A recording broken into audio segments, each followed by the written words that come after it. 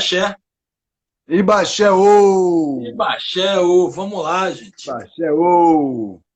Hoje Hoje nós a gente vamos vai conversar fazer um aqui sobre um Ibaxé. assunto interessante. Hoje nós vamos falar sobre o limão. A vida te dá um limão. É essa a questão. Exatamente. A gente parte disso daí, né, Rogério? A vida te dá um limão, o que você faz? Você faz uma limonada, você faz uma mousse. Nunca ninguém fala, mas a vida te dá um limão, você pode plantar uma árvore, Fazer uma caipirinha.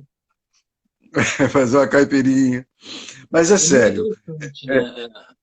O tema que a gente vai falar aqui, ele é um tema da mais alta seriedade e é um tema que eu acho que a gente vai conseguir endereçar diversos assuntos legais, tudo embaladinho nesse assunto, né? Porque filosoficamente falando, né? Talvez seja a pergunta, é o que a gente fala ali, né? Falou lá na nossa apresentação, né? Dona Ana, minha mãe, benção, mãe. Ana, querida, beijo. Talvez seja das perguntas filosóficas, não é, que mais nos fazem, porque a ideia de um oráculo, ela sempre coloca para a gente esse problema, né? Ou seja, existe um livre-arbítrio ou somos todos, né, forçosamente levados no mesmo caminho, amarrados pelo destino? Porém, né, e aí eu acho que é a primeiro ganho que a gente tem nessa fala aqui, isso não é simplesmente uma questão filosófica, né, Rogério?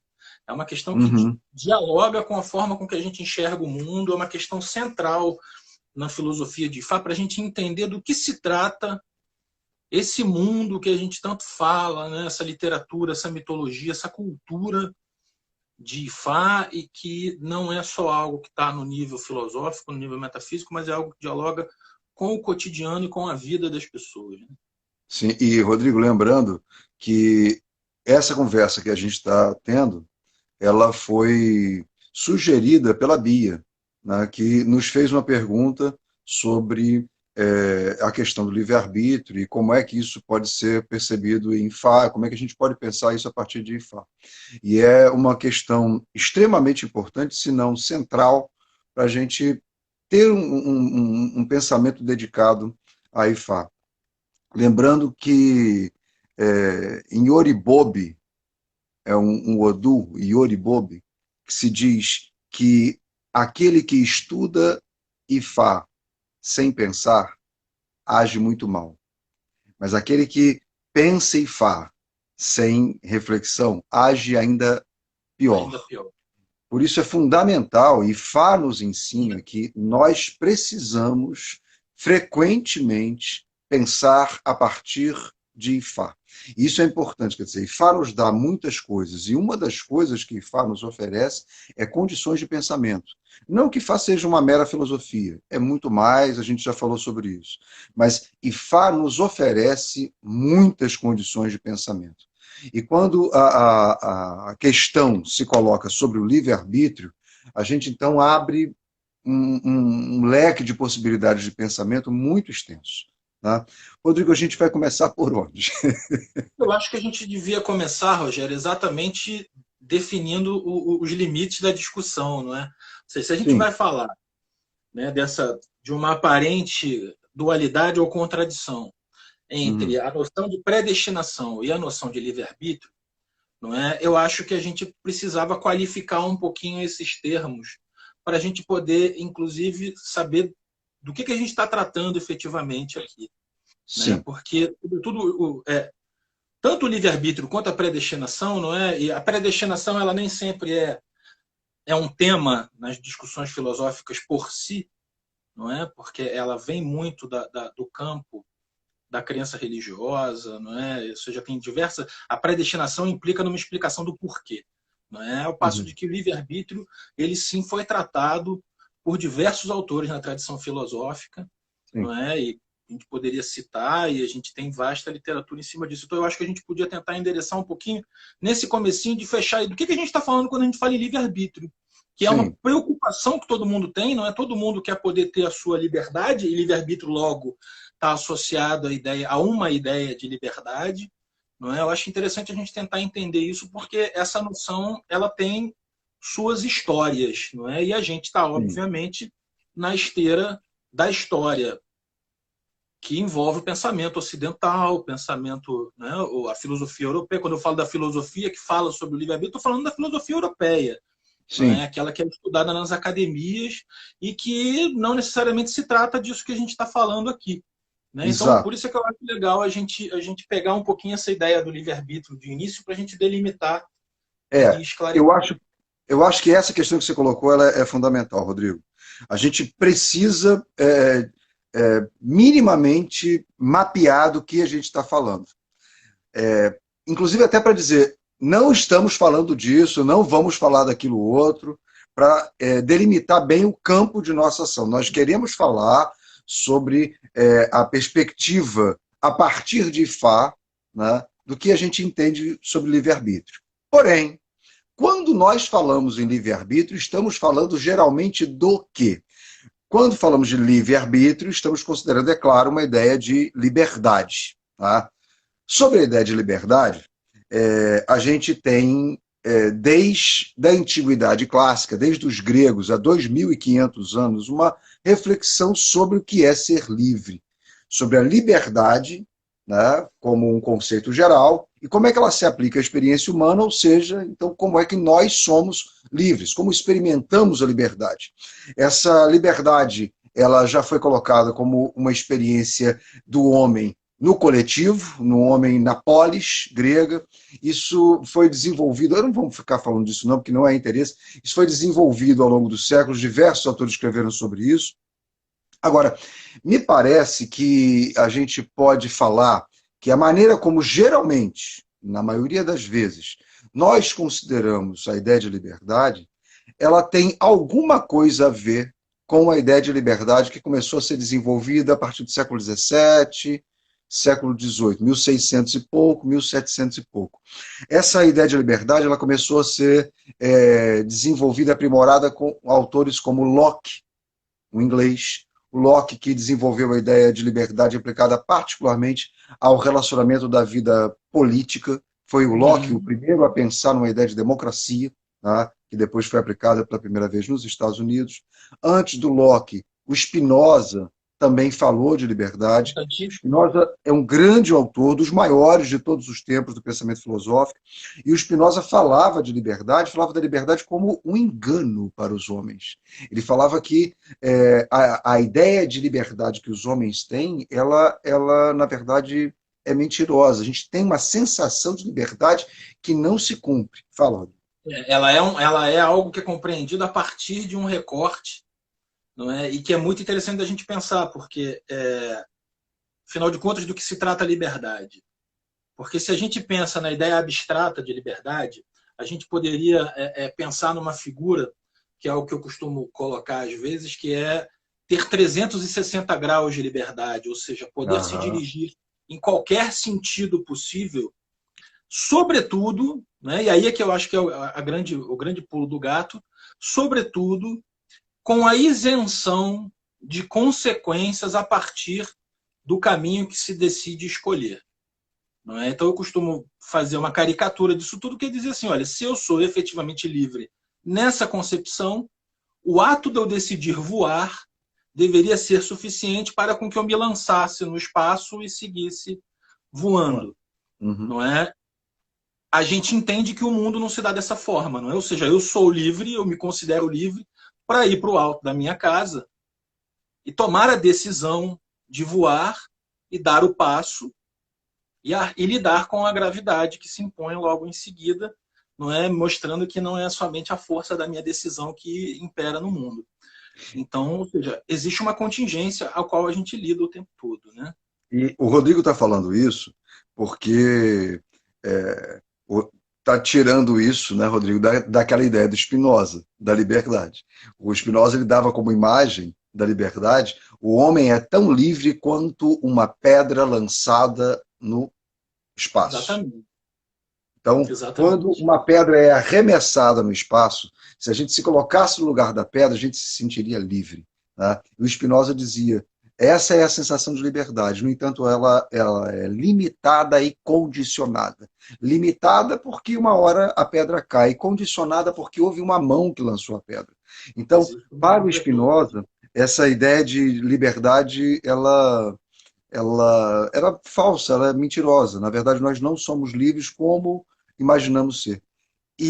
Rodrigo, o Spinoza falou disso, Leibniz falou disso. Leibniz, inclusive, é um autor que fala dessa ideia de liberdade, dizendo que Deus criou o mundo, criou todas as coisas, e Deus criou o melhor dos mundos possíveis, diz Leibniz.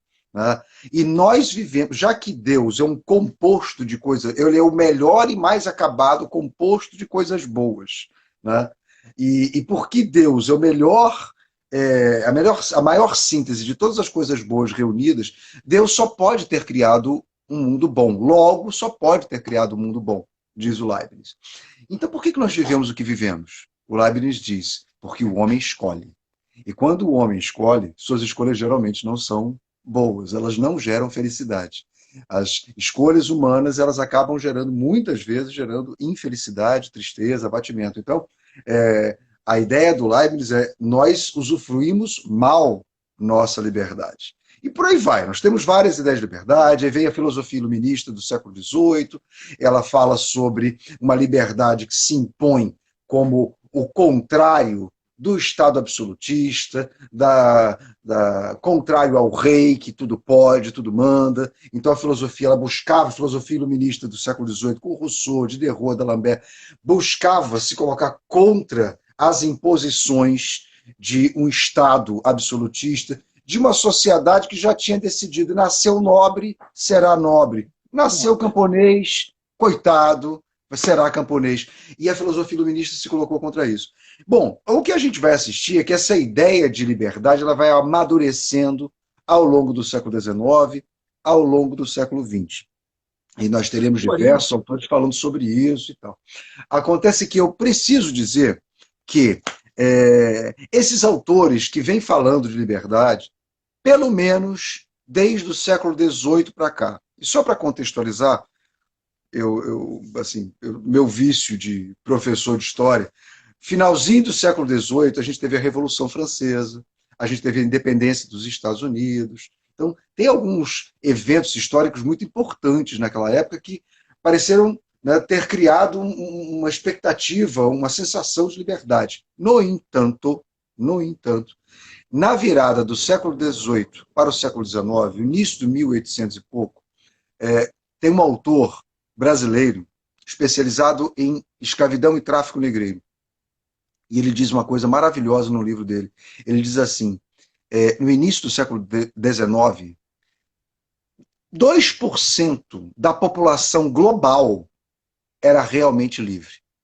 2%.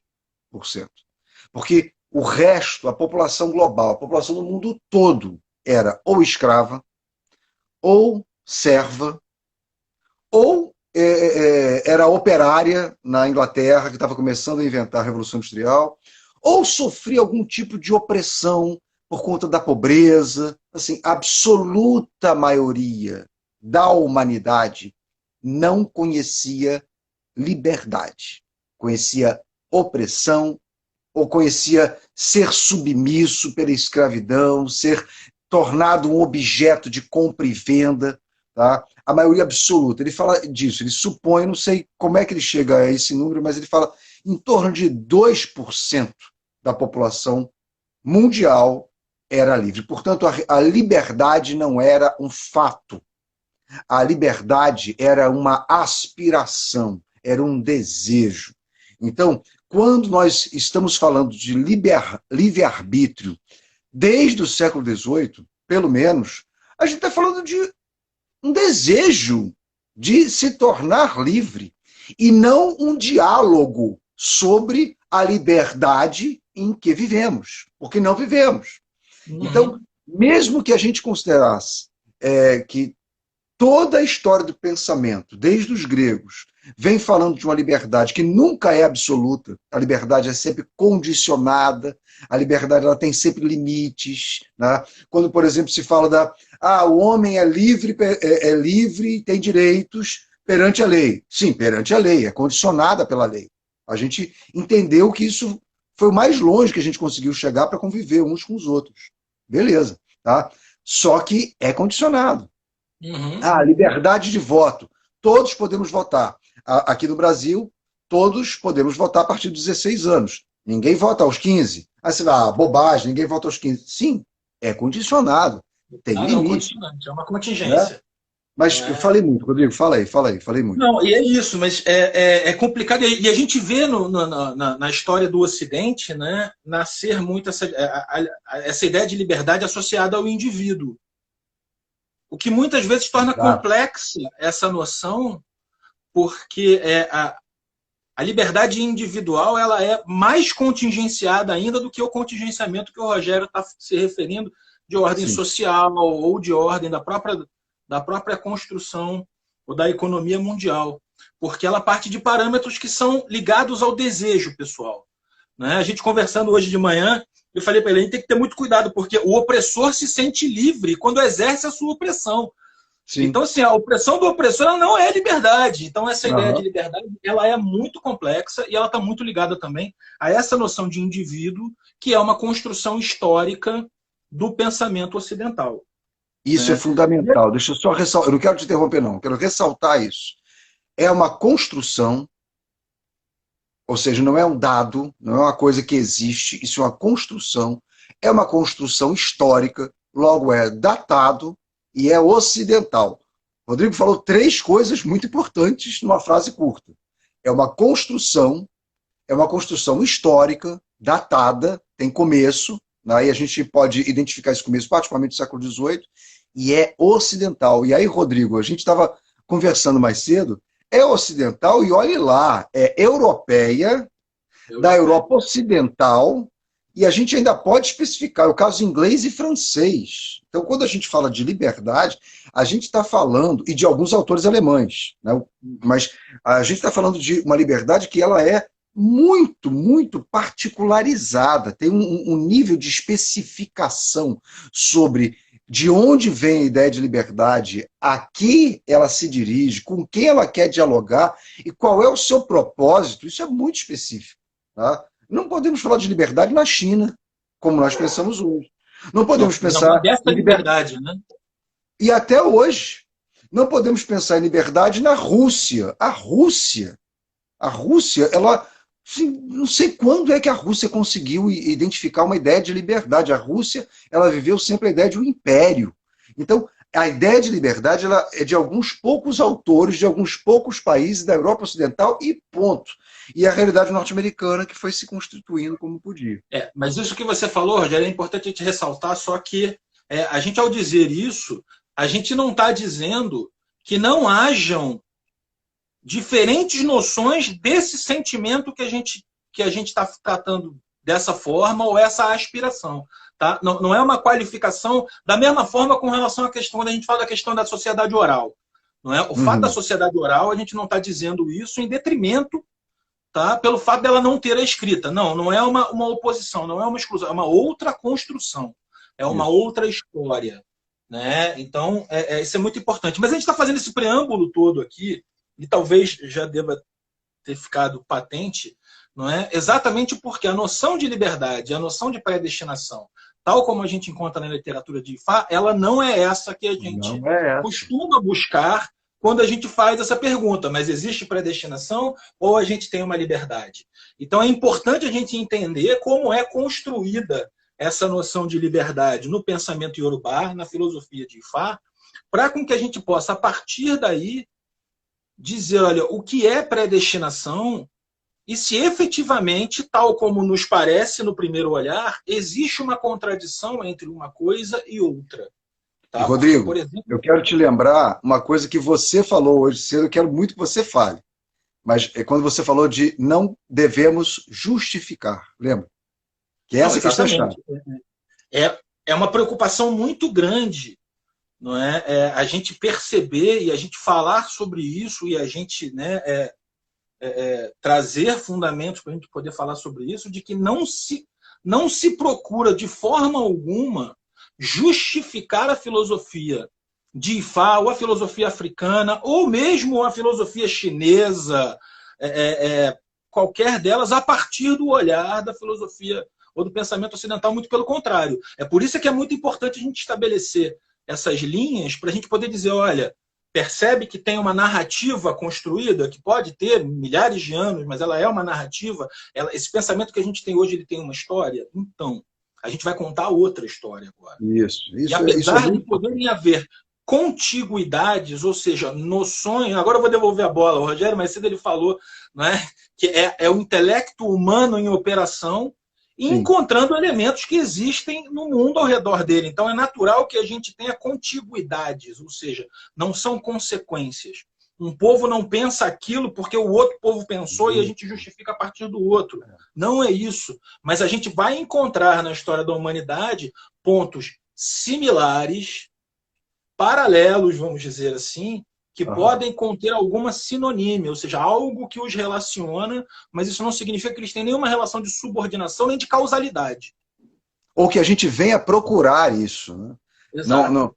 Exato. Nós não queremos buscar essas relações, elas podem interessar em alguns aspectos, mas não é o nosso caso. Então, isso que o Rodrigo falou é muito importante também, porque a gente falou esse monte de coisa, o filósofo tal, é só para dizer, tá bom, não me interessa. É só para dizer, existe esse pensamento, é a humanidade pensando no tema, né? Grandes autores fantásticos, nós gostamos muito deles e tal, porém, essa reflexão sobre a liberdade, ela não nos atende quando nós devemos nos colocar diante de algumas questões fundamentais sobre Ifá. Exatamente. Então, assim, eu acho que isso posto, Rogério, a gente pode, então, virar Vamos a embora. página, não é? E vamos embora para falar, então, o que é isso? O que é essa noção de indivíduo? A gente tem que falar um pouquinho sobre isso, né? Um composto de noções que a gente vai estar endereçando aqui, às vezes, algumas ao mesmo tempo. Não é? Então, assim, para a gente poder falar da noção de destino, não é? A gente precisa falar da constituição da pessoa, segundo a filosofia iorubá. Não é? O que compõe a pessoa, de onde ela vem, né? O que ela busca, é o Dom Covim, Quem Coçou e Proncovô. Né? A filosofia mineira postula esses três conceitos, é um pouco por aí. Não é? E aí a gente trouxe alguns autores, a gente já falou um monte de autores aí, a gente está deixando eles para trás, a gente vai trazer outros autores agora dessa história que a gente está contando, e que são autores que eles utilizam, obviamente, o mesmo tecido cultural comum, não é, da literatura oral iorubá. Né? Então, a gente vai trazer alguns elementos aqui para tentar explicar um pouquinho essas noções, e a gente queria começar contando uma história. Né, Rogério? A gente queria contar uma história que está do Obeyono, Obeogundá, tá? Que é um dos principais odus que falam para a gente, que contam para a gente sobre Ori. Ori, a gente já falou sobre a noção de Ori algumas vezes aqui. Hoje eu acho que a gente vai poder aprofundar um pouquinho mais. Tá? Apesar de Ori ser, por si, um tema importantíssimo que caberia muitas e muitas horas da gente falando aqui. Mas, e, Rodrigo, antes da gente começar, só lembrando que para os nossos irmãos babalaos que estão aqui, e existem versões dessa mesma história. Né? Isso aí. Então, um outro ponto muito legal que a gente vai poder ver aqui, que a gente já conversou sobre ele, e a gente vai ver ele materializado aqui. Porque, assim, eu estou com uma ponta da história contada a partir da perspectiva africana. O Rogério está com a outra ponta da história contada a partir da tradição cubana, e elas, apesar de terem algumas diferenças que a gente pode versar muito sobre elas, a gente vê muito aquela questão da proximidade, né, entre os conteúdos filosóficos que existem nas pontas. Lembra que a gente falou da questão dos irmãos separados depois da infância? Então, esse é um ponto que eles encontram. Foi um dos natais que eles passaram juntos. Eles escreveram essa história.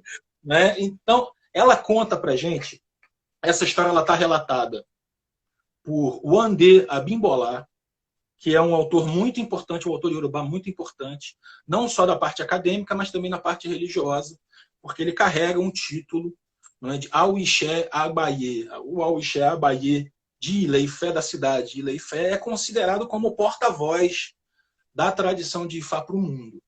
Não é um cargo muito político, não é? Mas ele é uma figura proeminente porque é um dos principais autores sobre Ifá que a gente tem em toda a história. Ele tem uma obra enorme e boa parte dela não disponível em inglês, e se não me falha a memória, não tem nada dele em português, né?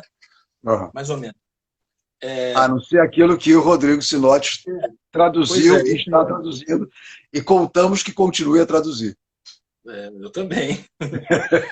Então, o Abimbolá, ele conta pra gente que Ifá relata no Odu Obeyono, Obeogundá, que havia no Orum, no mundo espiritual, três amigos.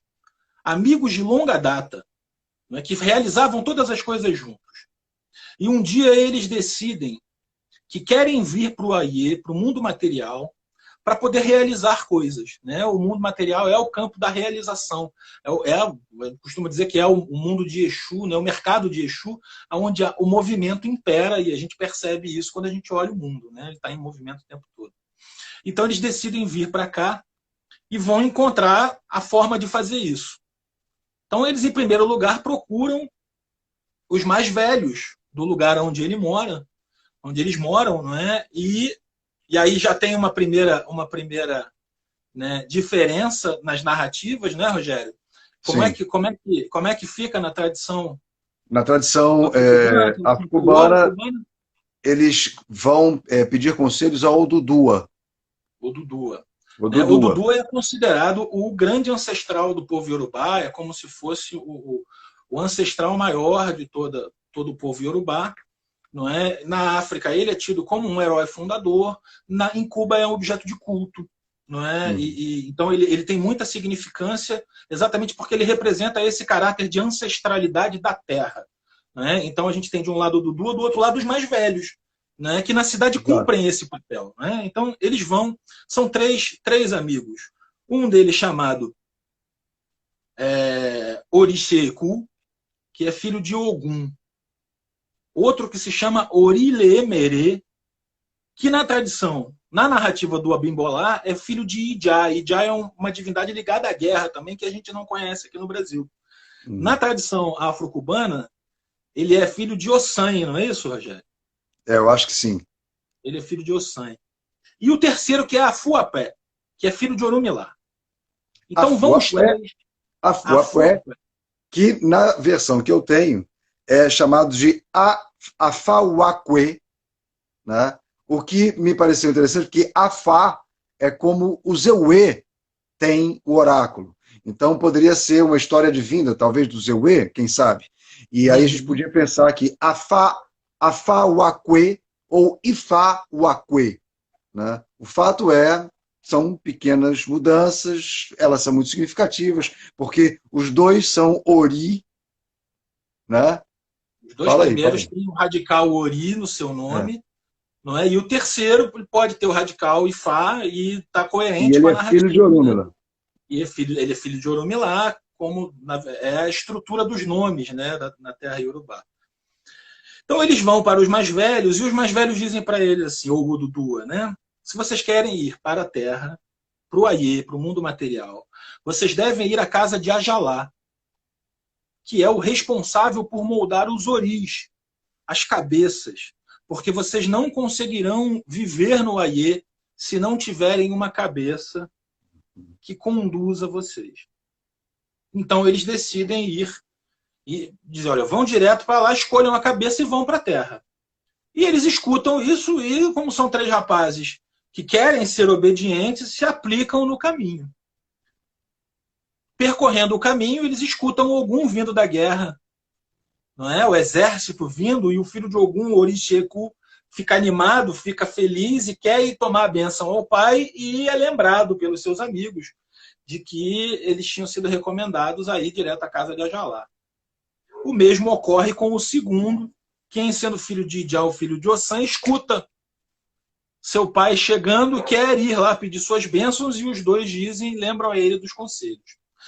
Quando passam na porta da casa de Orumilá, o filho de Orumilá escuta Orumilá trabalhando Ifá, consultando, e diz, eu preciso falar com meu pai.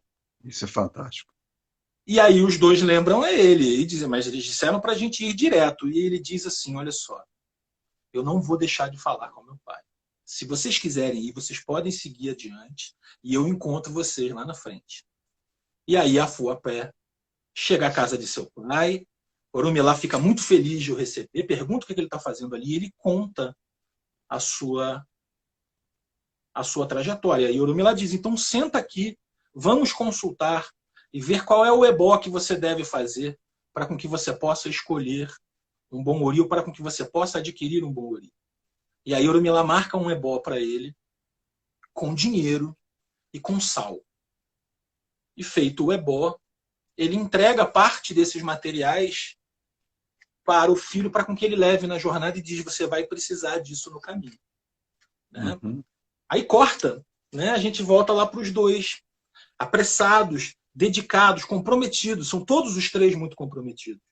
Eles chegam às portas da terra de Ajalá, e tem alguns entreveros no meio, eu vou encurtar um pouquinho, mas eles encontram com o porteiro da casa de Ajalá. E o porteiro da casa de Ajalá está com fome fazendo uma sopa. E eles param rapidamente, rispidamente perguntam a ele, para onde fica a casa de Ajalá? E ele diz, para lá. E eles vão. Ao chegar à casa de Ajalá, não encontram Ajalá, mas encontram o seu depósito. Entram no depósito e cada qual escolhe a cabeça que melhor lhe parece. E eles vêm para a Terra. Na divisão entre o mundo material e o mundo espiritual, em muitos caminhos, Orumilá fala de uma chuva torrencial, fala de um obstáculo. Não é? E nessa chuva, as cabeças feitas de barro por Ajalá, e cabe uma nota sobre Ajalá aqui, não é? Ajalá é uma divindade interessantíssima, porque ele é um orixá funfun, ou seja, é um orixá da corte de Obatalá, é um orixá branco, da cor branca, e a responsabilidade, ele é um oleiro, ele molda coisas, viu, Bia? Ele é o oleiro, ele faz formas com barro, e cabe a ele moldar todas as cabeças. Só que Ajalá é indisciplinado. Ajalá é indisciplinado, Ajalá não gere bem seu dinheiro, e Ajalá gosta de beber. Isso é fantástico. O fazedor de cabeças vive bêbado. Logo, na maioria das vezes, as cabeças humanas não são exatamente muito boas. E aí, quando eles estão vindo para a Terra, fazendo a travessia, nessa chuva torrencial, aquelas cabeças que eles escolheram não estavam bem cozidas. E elas empapam com a água e acabam perdendo a forma, escorrendo, de tal forma que quando eles chegam na Terra, o ori deles está muito machucado, muito maltratado. E a vida que eles têm aqui é muito difícil. Né? Então, eles precisam fazer bori frequentemente para tentar recompor sua cabeça. Eles têm muita dificuldade de conseguir dinheiro, e o dinheiro que eles conseguem, eles precisam juntar para fazer ebó, para fazer bori, para conseguir melhorar as coisas. Então é sempre muito difícil. Corta, a gente volta agora à casa de Orumilá, com o seu filho partindo de lá, vindo à casa de Ajalá. Quando ele chega às portas da terra de Ajalá e encontra o porteiro, ele observa o porteiro. E ele pergunta, eu preciso ir à casa de Ajalá. Aí ele diz, é para lá. E ele diz, não, mas eu estou vendo que o senhor está ocupado. Eu espero. E aí o porteiro diz para ele, se você esperar, eu te levo lá. Aí ele diz, então eu espero. E ele senta. E o porteiro demora. E ele observa que o porteiro cozinha a sopa. Ele tempera a sopa com cinzas. Com cinzas. Com cinzas. E lá pelas tantas ele resolve dar uma força pro cara, né? Não vai ser bom aquilo, né? E ele diz assim, moço, usa isso aqui na sua sopa. E ele joga uma pitada de sal. E o porteiro prova aquilo dali, gente. Pensa o que é uma pessoa que nunca experimentou o sal, de repente se dá de cara com ele na comida. Né? Abre um mundo novo para aquele homem. E ele fica extremamente feliz e ele diz, vamos lá, eu vou te levar na casa de Ajalá. E aí no caminho ele conta para ele. Ajalá tem problemas, tem dificuldades. Provavelmente a gente não vai encontrar ele lá. Está devendo dinheiro. Os credores que ele tem, de quem ele pegou dinheiro emprestado e não pagou, estão cobrando ele, estão lá. Então, assim, a gente não vai encontrar Ajalá. A não ser que você tem dinheiro com você? E aí Afuapé diz, tenho. E ele diz, poxa, então paga as dívidas de Ajalá, que eu tenho certeza que ele vai te ajudar muito. E ele não faz diferente. Ele chega lá, encontra os credores, paga as dívidas E depois de pagar as dívidas, Ajalá, que estava escondido em cima do telhado, desce, o abraça e diz muito obrigado, eu não sabia o que fazer. E diz, o que você está fazendo aqui? Ele diz, olha, eu estou indo para a terra, eu queria escolher uma cabeça. Ele falou, então vamos lá comigo. Eu vou escolher uma cabeça para você. E ele entra no depósito e vai batendo com o seu cajado nas cabeças. E conforme ele bate, uma cabeça amassa, a outra quebra, né? Uma se esfacela completamente, até que ele acerta em uma que soa como um sino. E ele diz, é essa. Toma, Essa pode é a boa levar. cabeça. E ele pega essa cabeça e vem, e enfrenta a mesma chuva. Só que a cabeça estava cozida, ela estava bem feita. Então ele nasce como filho do rei. Ele nasce um príncipe. Isso é muito E aí, bom. quando ele está na sua juventude, visitando o povoado, ele encontra os dois amigos. E os dois amigos ficam espantados com ele, porque dizem, como? Como? Como é que nós viemos do mesmo lugar para fazer a mesma coisa, e nós estamos nessa condição e você está rico e próspero? Como? Aonde você buscou a sua cabeça? E aí a Fuapé diz para ele, eu busquei no mesmo lugar em que todos nós buscamos a nossa cabeça. Isso é Essa muito bom. história, ela é muito importante. Só um pouquinho, Rodrigo. O porteiro de Ajalá é Exu. Né? O porteiro de Mais ou Ajalá é menos. Exu. Porque na tradição, no tratado que a gente tem, né, o tratado cubano, afro-cubano que a gente tem, Exu é apresentado como o porteiro de Ajalá. Né? E Exu, portanto, é o porteiro, está na encruzilhada e é o senhor do caminho. Então, essa figura é extremamente importante, porque ele faz o contato. Mas não é só essa, tá? Eu vou fazer, já que você puxou essa linha aí, eu vou fazer o recorte. O porteiro não é a única figura que eles encontram. Eles encontram uma figura anterior que efetivamente representa Sim. o Exu da casa de Olodumare, não é? Que é uma figura chamada Afeberegunian. Afeberegunian não é um nome, é um oriqui, é um título, né? Que significa aquele que pila um inhame com uma agulha. Na verdade, é uma referência ao Oxoguian, que é o guardião das terras funfuns. O Oxoguian tem o epíteto, o oriqui de Exu Nile Olodumare. É o Exu da casa de Olodumare é o Oxoguian. Então, eles encontram com o Oxoguian antes, pilando o inhame com uma agulha. Ou seja, o tempo todo, ele reforça a ideia da paciência. Sim. Não é? E aí é um dos elementos que a gente ia falar ali. Ou seja, e eu vi que o Rafaelito ele comentou ali, já matou Bambalaô, né? Eles estão buscando mais do que seu Ori, eles estão buscando seu Iuá, eles estão buscando a sua existência. E é o nome dele, né? E é o nome dele. A gente fez uma brincadeira hoje à tarde aqui com o nome do filho de Oromilá, que, gente, por favor, não tem nenhum rigor, eu não falo Yorubá, nem o Rogério, nós não somos, eu até estudei um pouquinho, mas não somos estudiosos do idioma. Foi assim uma brincadeira que a gente fez aqui, de repente tentar entender o nome Afuapé como talvez Auá, Fum e Uapé. Ou seja, nós, Auá, nós que evocamos, que buscamos, porque Pé significa chamar, evocar, Iuá. Não é? Iuá, a palavra Iuá merece muito, né, que a gente fale sobre ela. Tem uma temporada toda nossa no YouTube sobre Iuá. Não é? Iuá significa existência. E para aquele que existe, Iuá significa a forma pela qual você existe, o seu caráter, a sua forma de existir. Não é? Então, esse caminho conta para a gente como nós nos constituímos no mundo a partir do mundo espiritual. Não é? E aí é muito interessante, porque o Idowu, se eu não me engano, né, que é um importante autor, que tem um dos poucos livros que a gente tem sobre Olodumare, ele define a pessoa na filosofia iorubá de forma muito interessante, porque nós costumamos entender que uma pessoa é composta de corpo e alma. Toda a tradição ocidental pensa isso desde Platão. Desde Platão, com um reforço muito grande em Descartes, ali no século XVI. O Idowu, ele diz que a noção iorubá de pessoa, ela não é dual, ou seja, corpo e alma, mas ela é trifórmica. Ela tem 3 formas. Porque ela diz que toda pessoa é composta do corpo, Ará, de sua alma, Emi, Emi, concedida por Olodumare, o sopro de Olodumare, não é? Que a gente falou no sábado passado sobre isso, se eu não me engano. E Ori, que é a sua destinação na Terra, ou seja, de que forma vai ocorrer o seu desdobrar no Aie. Então, esse autor e outros autores, eles falam muito sobre Ori como sendo um elemento que é encapsulado no ser humano e que fala sobre a forma com a qual ele vai se manifestar na vida, ou seja, aquilo que ele vai passar. E aí ele traz 3 palavras para falar de destino.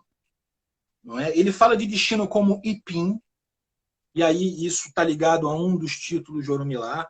Ipim significa porção, é o pedaço. Não é? Então, Ipori, que é uma palavra que nós usamos para simbolizar o nosso espírito, ou seja, a nossa cabeça espiritual, sobretudo, não é? Ele vem, ou seja, ele diz que o destino é a partícula do nosso Ori. Seria uma corruptela de Ipim-Ori, né? Ipim-Ori, uma aglutinação, não é? O idioma iorubá ele é muito plástico, não é? Então, ao aglutinar essas 2 palavras, esses 2 conceitos, ele tem essa noção de Ipori. Não é? Ele fala de Anhamó, que é aquilo que é imposto às pessoas. E ele fala de Akunleian, que significa aquilo que nós escolhemos ajoelhados. Não é? Então, assim, a noção iorubá de vinda ao mundo, de existência no mundo, ela está muito ligada à ideia de que nós fazemos escolhas ainda no mundo espiritual. Ou seja, a nossa vida, a narrativa da nossa vida, ela não se inicia no nosso nascimento aqui e nem finda com a nossa morte no mundo material, mas antes ela é algo maior, que tem recortes aqui que visam a elaboração.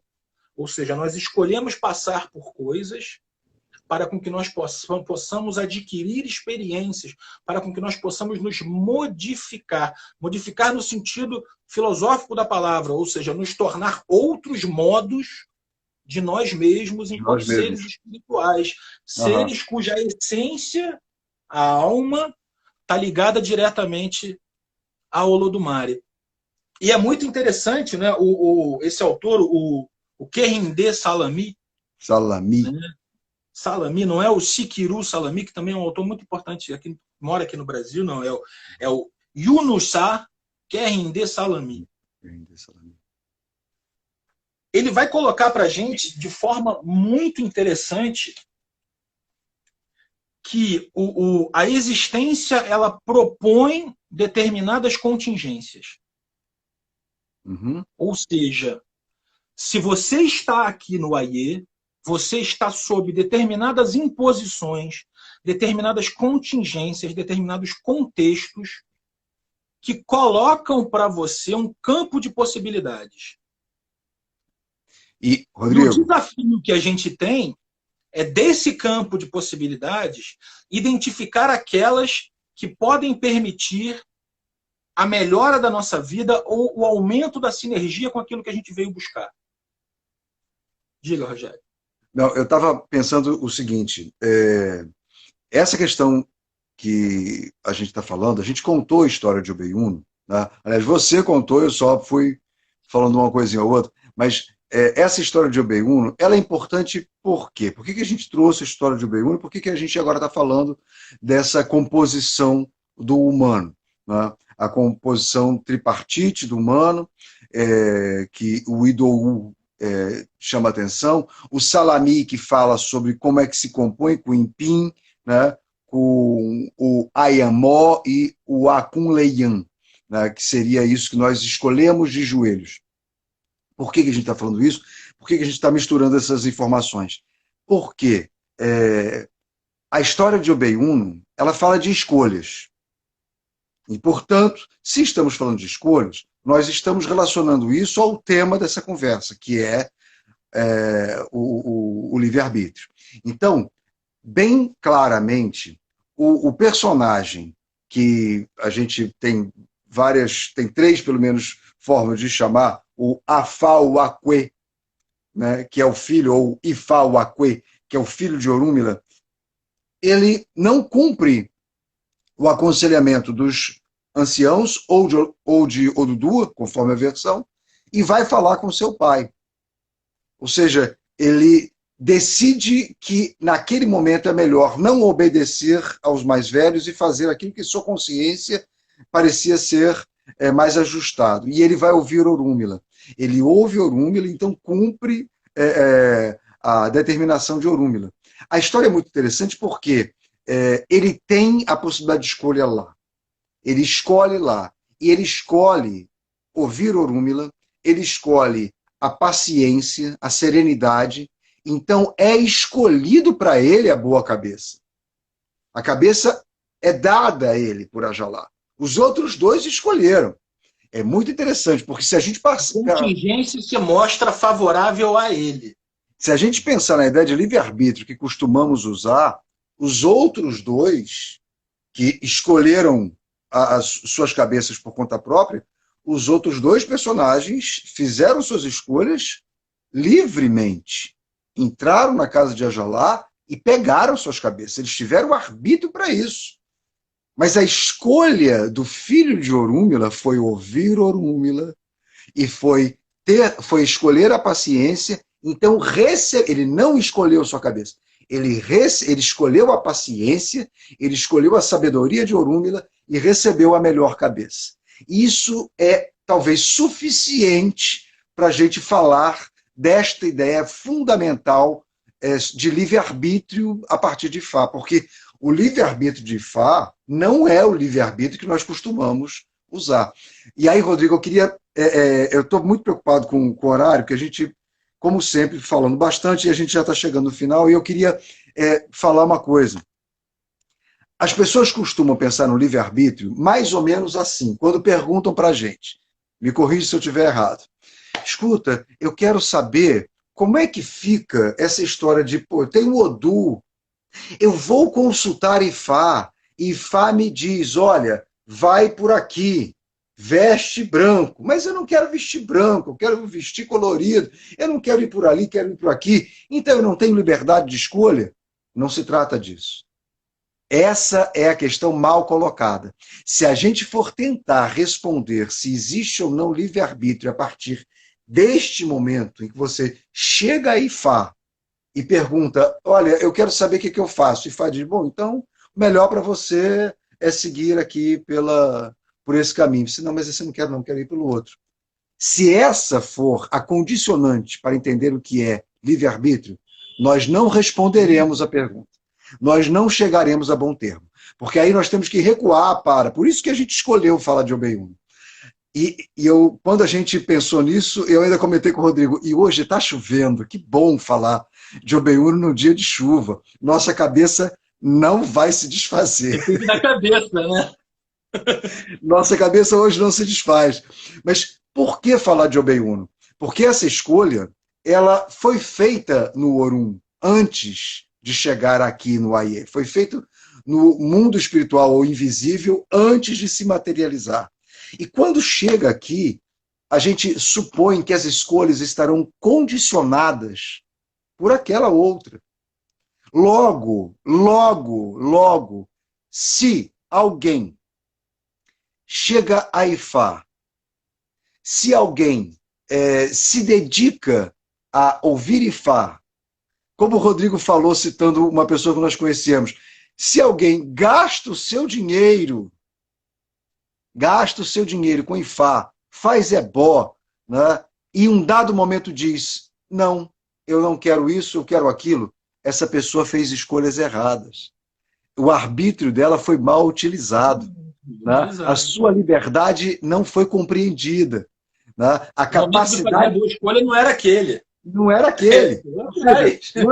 Nós fomos tão longe para dizer não, nós chegamos tão longe em nossas escolhas para que finalmente nós possamos dizer não, não é isso, não, eu discordo, não, eu não quero, não, eu não ouvirei. Aí nós estaremos entendendo que esta pessoa ela não compreendeu do que se trata. O arbítrio, ou seja, a capacidade de escolha, e a liberdade, ou seja, o livre-arbítrio é a capacidade libérrima de fazer escolhas. mas elas não são deste mundo. Tá? Essas escolhas elas são feitas em outro momento, tá? Que não é neste mundo, mas elas se materializam aqui. Elas podem E ali ser realizadas aqui. é muito importante a gente se lembrar aqui, por exemplo, o que é a figura de Orumilá. Não é? Porque a figura de Orumilá, um dos títulos de Orumilá é Leri Ipim. É a testemunha do destino, é a testemunha disso que nos cabe. Então, quando acontece essa escolha, não é? Isso não está relatado na história porque não cabe na história, lembrando que é uma narrativa, né? Que compõe com muitas outras. Mas Orumilá é o único, além da pessoa e o Olodumare, que assiste essa escolha. Uhum. Então, ele, além da pessoa, é o único que conhece o conteúdo daquele destino. A diferença entre ele e a pessoa é que ele não passa pela tempestade ou pelo rio do esquecimento, como costumam chamar. Ou seja, eu, quando nasço aqui, eu não lembro do que foi que eu escolhi, mas ele lembra. Essa é a raiz da sabedoria de Ifá, que a gente tanto fala. Ou seja, ele é testemunha do nascimento de todas as coisas. Ibiquedi Olodumare, exatamente. Exatamente. O que o Rafaelito está falando, Ibiquedi Olodumare. Ele é o segundo. É o segundo. Conforme Olodumare, a partir de Olodumare, é o segundo de Deus. E aí, gente, vamos pensar o seguinte: olha só a cultura que a gente está falando aqui. Nós estamos falando de uma cultura que entende que nasce com um destino e que tem por desafio, enquanto estar aqui, conhecer esse destino para com que possa, 2, agir de acordo com ele e obter os melhores resultados possíveis aqui. Como é que a gente faz isso se a gente esquece? Eu só tenho uma figura para eu perguntar, que é Ifá. Uhum. Por isso o Yorubá consulta Ifá para com que possa tomar conhecimento do seu destino e, a partir disso, possa compor com o destino.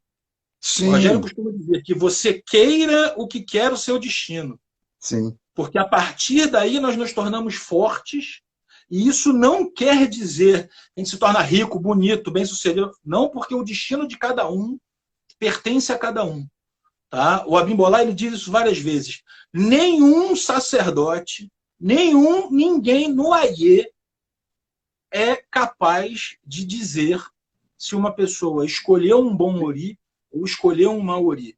Em primeiro lugar, porque essa informação não está ao alcance de nós. E, em segundo lugar, porque essa informação está ligada àquilo que a pessoa veio buscar aqui. Sim. Então, eu não posso qualificar o curso da vida de uma pessoa enquanto ele está em andamento. Exato. Enquanto e eu tenho muita dificuldade de qualificar depois que a vida não está mais aí, porque eu não estou vendo a narrativa como um todo. Exato. Então, o livre-arbítrio faz, sobretudo, se a gente talvez fosse... Eu vou meter aqui uma heresia, aqui, um ato de sandice. Se a gente fosse perguntar ao Orumilá o que é livre-arbítrio, talvez ele nos perguntasse: para que você quer isso? Talvez ele perguntasse. Talvez ele perguntasse: do que você está falando? Não, para que você quer isso? Porque dependendo do que você queira, livre-arbítrio quer dizer outra coisa. Exato.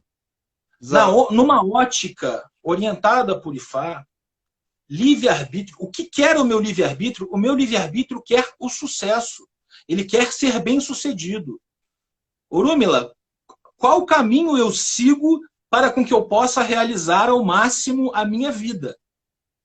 Por isso a escolha que o Rogério falou, tendo gasto seu recurso para consultar Ifá, para fazer ebó, para pegar o conselho de Ifá e dizer obrigado, eu não quero, não faz sentido. Não faz sentido. Porque se você chegou até ali, ou você opera sob essa lógica que a gente está falando, ou você acredita que essa lógica pode fazer sentido para você.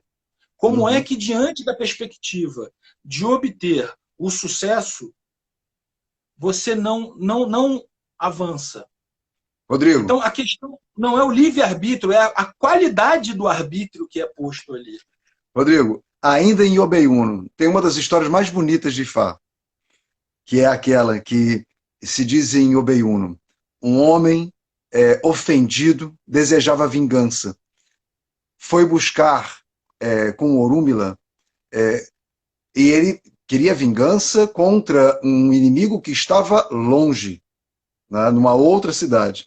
Então ele foi à casa de Orúmila perguntar: Orúmila, o que eu devo fazer para conquistar sucesso nessa viagem que eu farei para ter vingança? E Orúmila disse: essa não é a pergunta certa. Ele disse: como não? Você não deve fazer essa viagem, mas eu vou fazer essa viagem. Você não deve fazê-la. Orúmila, eu vou fazer a viagem e eu vim aqui, preciso de uma resposta. Como é que eu vou obter sucesso? E Orúmila então responde: bom, você vai. Você não deve ir, mas já que você vai, se encontrar um buraco no meio do caminho, você não deve passar por ele nem atravessá-lo. Se você encontrar uma árvore caída no meio do caminho, você não deve passar por ela nem atravessá-la. Se você encontrar um rio no caminho, você não deve passar por ele nem atravessá-lo. E o homem agradeceu e seguiu o caminho, buscando sua vingança. É claro, ele encontrou um buraco. Lembrou-se do que Orúmila disse e falou: bom, vou ficar sentado, esperando que o buraco seja preenchido. E passaram-se muitos anos e o buraco finalmente foi completamente coberto de folhas e ele então passou pelo buraco. Depois ele encontrou uma árvore. Ó, vai dar a hora da live daqui a pouquinho, tá? Aquele esquema. Caiu a live, 2 minutinhos a gente volta e dá continuidade, tá, gente? Vou tentar terminar a história e depois eu vou dizer por que eu estou contando essa história. E aí apareceu uma árvore no caminho. E ele lembrou-se do que Orúmila tinha dito, se sentou e esperou que a árvore apodrecesse. E quando ela apodreceu, ele seguiu o caminho. E aí ele encontrou um rio. E ele lembrou-se do que Orúmila disse. Ele se sentou e esperou que o rio secasse. E quando o rio finalmente secou, ele passou. Só que quando ele atravessou o rio, ele parou do outro lado e disse: o que eu vim fazer aqui? E a história termina nesse momento, quando ele se pergunta: o que eu vim fazer aqui? Essa história é maravilhosa porque o que Orúmila disse foi: não vá. E continuou dizendo não vá quando ofereceu para ele 3 obstáculos possíveis. É como se Orúmila tivesse dito: se você encontrar um buraco, volte. Se você encontrar uma árvore, volte. Se você encontrar um rio, volte. Mas ele estupidamente, ele insistiu de forma obsessiva no seu projeto. Essa história é muito boa, né, Rodrigo? Essa história é muito bonita. Ela é fantástica, ela é fantástica. Ela, só antes de você completar, só frisar novamente aqui a importância da paciência, tá? Como um elemento, inclusive para nos livrar de problemas, tá? Pois é, essa história, ela é encontrada no mesmo Odu, Obeiuno, no mesmo Odu em que se fala da história de Ajalá, né? Da cabeça, da boa cabeça, né? Que é escolhida por Ajalá para o filho de Orúmila. Então, essa história maravilhosa, ela nos fala de escolhas também. Só que de escolhas que não são boas. Você vê que esse personagem, ele tem obsessão. E a obsessão dele, levada até as últimas consequências, descumpre o aconselhamento de Ifá. Ele faz exatamente aquilo que nós comentávamos. Vai até Ifá para ouvir o que ele deseja ouvir. Né? Ele vai a Ifá para encontrar a legitimação do que ele pretende ouvir, exatamente, do que ele pretende fazer. E Orúmila diz... o que acontece com ele, Rogério, é muito grave na história. A gente conta, não é? E aí ele chegou lá, putz, o que eu vim fazer aqui mesmo? Mas assim, gente, pensa no escopo de tempo da história e o que significava para ele aquilo que ele foi buscar. Desculpa, então, já completa. Não. Fala aí. Porque é a perda do sentido. O que a gente está falando aqui, na concepção de destino, conforme os Yorubá, não é? O destino é sim algo que é dado. Mas lembra que eu falei de 3 definições, não é? Dessas 3 definições, 2 delas se ligam à imposição de alguma coisa. É o teu pedaço de ori, não é? Ou é aquilo que te deram. A terceira não. A terceira fala de uma escolha. E você vê, a visão, ela é trimórfica, ou seja, ela tem essas 3 formas. Então, Orúmila diz pra gente, sim, você vai viver coisas que vão lhe ser impostas. Tem alguém aqui que não viveu coisas impostas na sua vida? Por favor, levanta a mão e vem conversar comigo, porque eu quero saber como é que faz. A É, gente lida com a contingência desde que a gente nasce. sim. Mas o que diz para a gente é que, a partir do conhecimento acerca de nós mesmos, vamos falar dessa forma, tá? A partir do conhecimento de nós mesmos e da compreensão de que nós temos que enfrentar essas coisas que nos são impostas, é que vem isso que nós chamamos de livre-arbítrio, que vem isso que nós chamamos de escolha, mas que vem, nós estamos falando de sentido de vida, gente. Porque, como eu falei, se eu pergunto ao Domingo o que é livre-arbítrio, vai perguntar, mas para que você quer isso? Isso. Para que você quer isso? O que você espera atingir com isso? Porque se você estiver esperando utilizar algum recurso, alguma faculdade, sem o objetivo de produzir um resultado para você, meu querido, você não entendeu o jogo. Não entendeu, é. O fato de você poder fazer escolhas não é em si algo que tenha valor. Ela é uma propriedade. A questão é a partir de que você faz as suas escolhas e para onde você aponta elas. Aí a gente consegue fazer uma qualificação dessa ideia de livre-arbítrio que está coerente. Gente, pelo menos eu enxergo dessa forma, não é a forma com que Fá conta que são as coisas, ou um relato metafísico ou mitológico. Faz sentido com a forma com que eu experimento o mundo, eu pessoalmente. Exato. Não é? Onde eu tenho que lidar com imposições, eu tenho que lidar com desafios. E, cara, desculpa, a capacidade de eu fazer escolhas nem sempre é o que eu preciso utilizar para tomar aquelas decisões. Eu não tenho, por exemplo, não tenho de brincadeira, eu não tenho a opção de não pagar o boleto. É. O que me cabe desse lote, desse pedaço, não é buscar as condições tempestivamente de ter os recursos quando o boleto chega. Uhum. Isso, posto filosoficamente na nossa vida, nada mais significa do que ter o conhecimento do nosso destino, os nossos ebós feitos, para com que eu possa ter os recursos para enfrentar os desafios que a vida vai me colocar. Se são desafios de saúde, que eu possa, então, estar no momento em que eu tenha condições de lidar com ele. Se é a escassez, que eu esteja logo depois de um período de fartura, para com que eu possa ter recursos para passar por aquilo. Ou seja, está ligado a isso que chama da boa realização do destino. Sim. E, Ou Rodrigo, eu tenho esse parâmetro para fazer as minhas escolhas, não é? E até mesmo pedir a IFA que me ajude a tomar essas escolhas, ou eu estou dando tiro no escuro. E dar tiro no escuro não favorece ninguém. Por isso é que aquela noção de livre-arbítrio a gente precisou descartar lá no começo. exatamente. A gente falou para não precisar mais falar dela. A gente tratou daquilo, por exemplo, tem essa ideia, mas não é disso que estamos falando. Estamos falando disso com esse outro exemplo do mesmo Odu Obei-Uno, porque, como você falou, e eu terminei falando disso, o que eu acho maravilhoso nessa história é o arco de tempo. Passa uma vida inteira. Né? Essa história conta a história inteira de uma vida. Uma vida que foi colocada a serviço de uma obsessão. E quando finalmente ele esteve muito próximo, ou supostamente muito próximo, de alcançar aquilo que era inicialmente seu objetivo, ele já não sabia mais o que estava fazendo ali. E não sabia por quê, porque ao longo de tanto tempo perdeu o sentido. Ele buscou por uma coisa que não era exatamente o seu destino. Então, o bonito dessa história, e o triste também, é ver como é que esta tal liberdade de escolha, ela pode criar condições para o desperdício de uma vida inteira. Né? Isso também está em Obei-Uno. Como é que alguém, insistindo e tão certo em cumprir o seu destino, e esse destino, aliás, era uma vingança, e nós não sabemos sequer se esse personagem tinha razão em ter minimamente um desejo de vingança. Não sei qual foi a ofensa que ele sofreu ou que ele supôs ter sofrido. A gente não sabe. A gente sabe que ele se sentiu ofendido, né? E que ele queria resolver a sua ofensa com uma vingança. Porque o que Orúmila disse para ele foi: volte para casa, irei Bojoku, fique tranquilo em sua casa. Era isso. Não, ele não foi capaz de ouvir. Portanto, do que nós estamos falando quando tratamos de livre-arbítrio neste ambiente de Fá? Estamos falando disso. Por isso, recorremos ao Obei-Uno.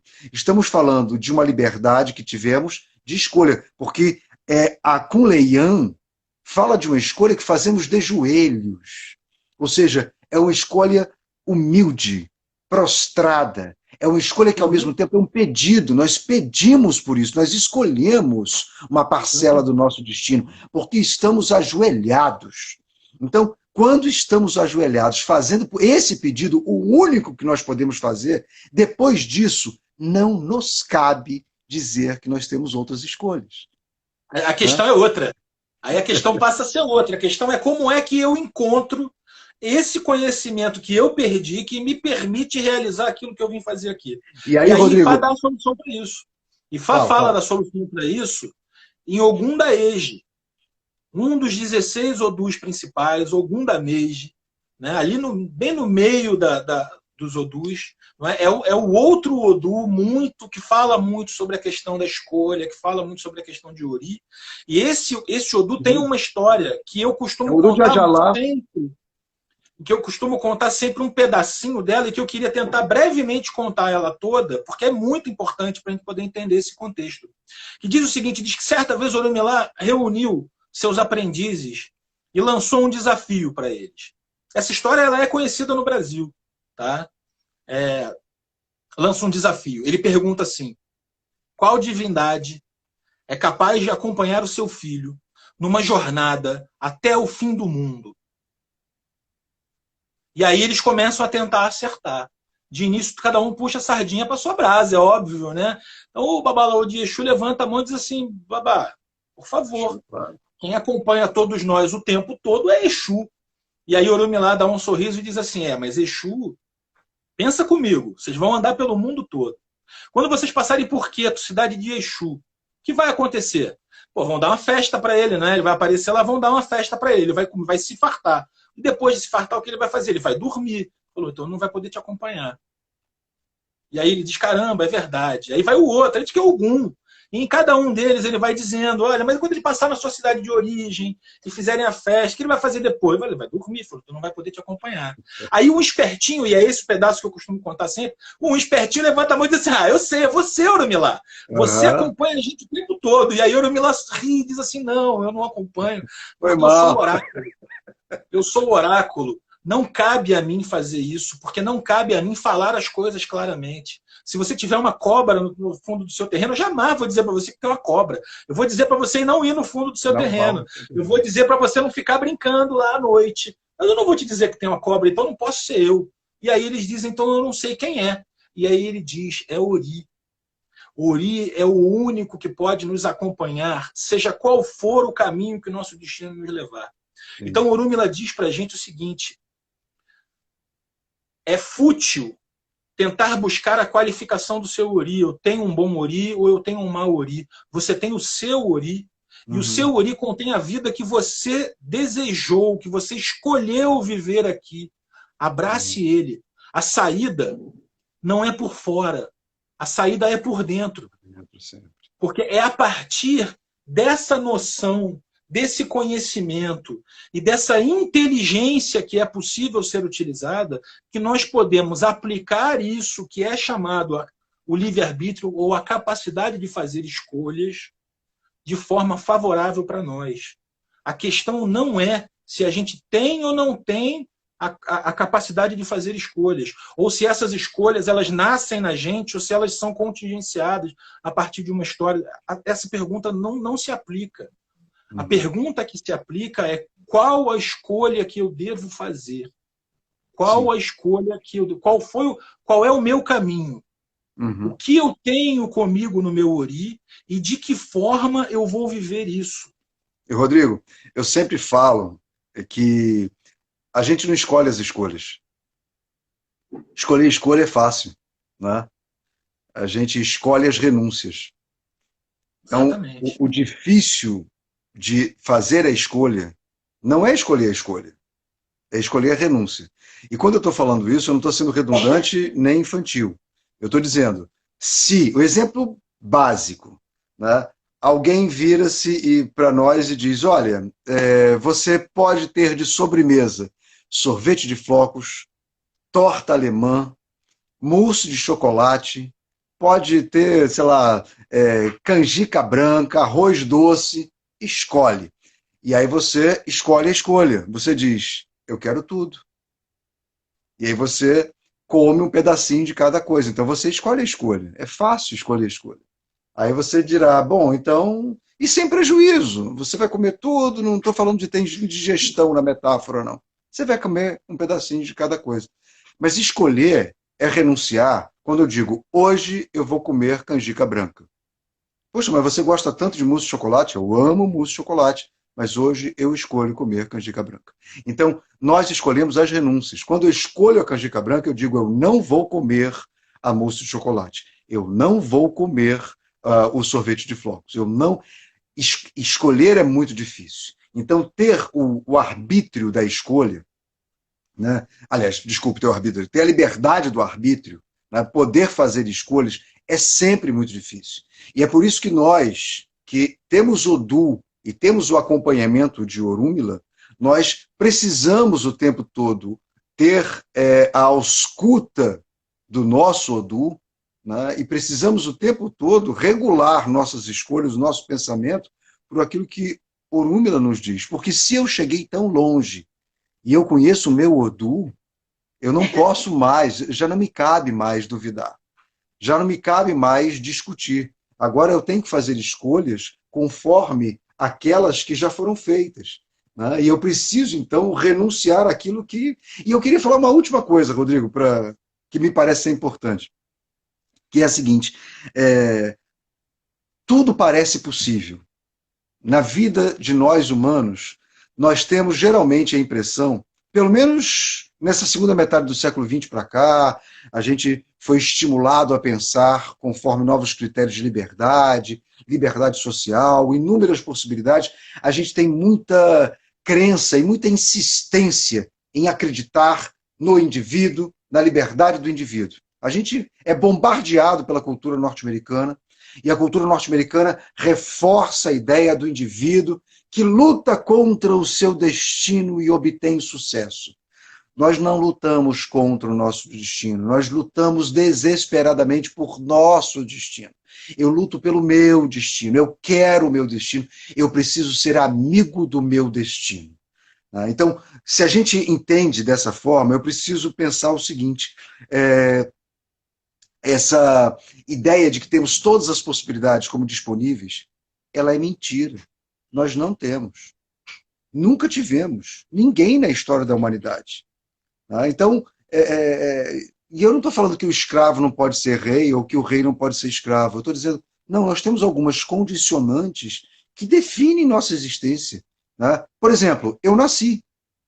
Eu nasci aonde? Eu nasci no Rio de Janeiro. Eu não nasci na Austrália.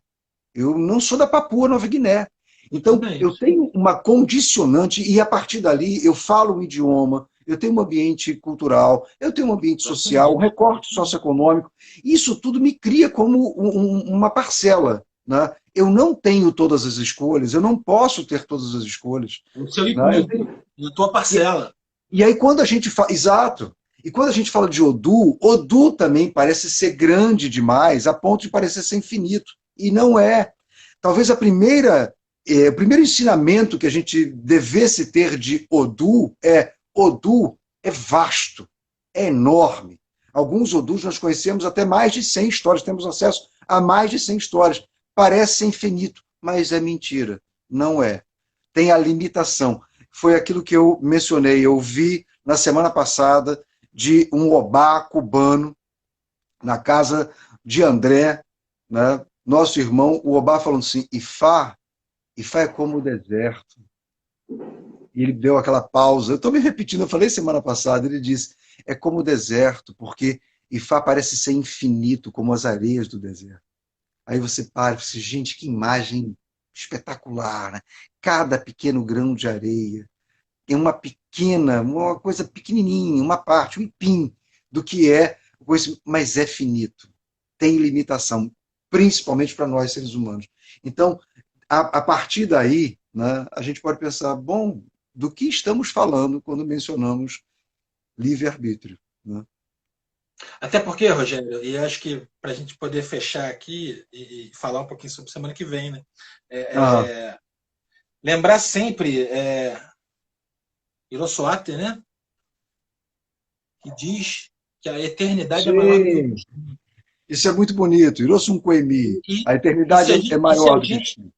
e se a gente parar para prestar atenção, o que a gente está falando aqui, na verdade, é traduzido nessa frase. Exato. Porque se a gente se compreende como seres espirituais que, para com que possam se tornar mais sofisticados, mais elaborados, mais experientes, modificados, eles precisam transitar por uma determinada condição, não é? Ou seja, estar numa determinado contexto, experimentar determinadas coisas. A gente não pode esquecer, e por isso a futilidade de lutar contra o destino, que esse destino não é absoluto. Não é? Ele é também uma modificação de algo que eu sou e que é maior do que essa contingência que eu estou vivendo aqui.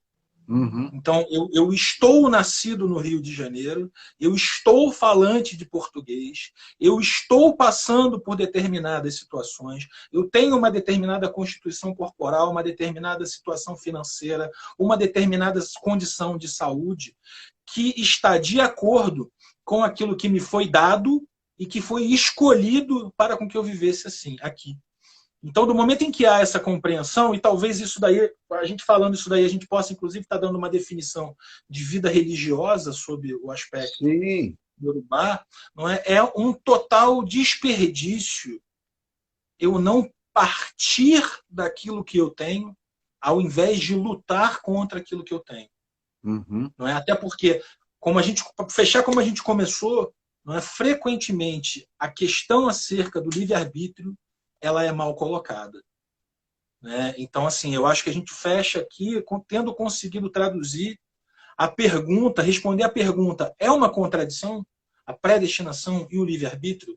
Eu acho que a gente teve algum sucesso aqui, numa Aham. conversa, num bate-papo, de apresentar uma sugestão de resposta para isso, a partir dessa visão que IFA mostra para a gente, tanto por conta do estudo quanto por conta da prática, da vivência cotidiana com o Sim. IFA.